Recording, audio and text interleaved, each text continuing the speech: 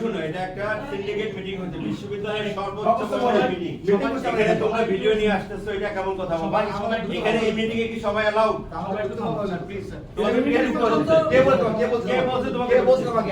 একজনকে বলেছি যে রেশন বলছে একজন আসবে। তোমরা যে ভিডিওগুলো নিয়ে আসে একটা সবচেয়ে গুরুত্বপূর্ণ গোপনীয় মিটিং, সেখানে যদি তোমরা ঢাকা বিশ্ববিদ্যালয়ের ছাত্রদের একটু রেসপন্সিবল দায়িত্ব নাও, তাহলে সবাই বাইরে তোমাদের কোনো কথা আসবে না।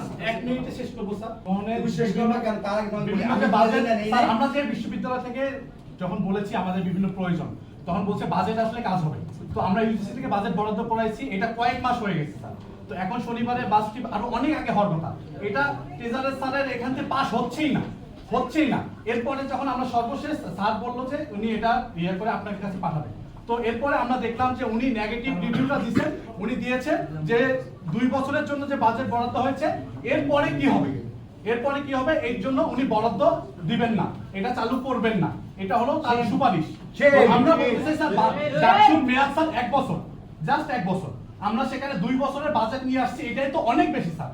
এরপরে উনি ওই পদে কতদিন থাকবে? আমরা তো 1 বছর থাকবো, আর বেশি দিন নাই।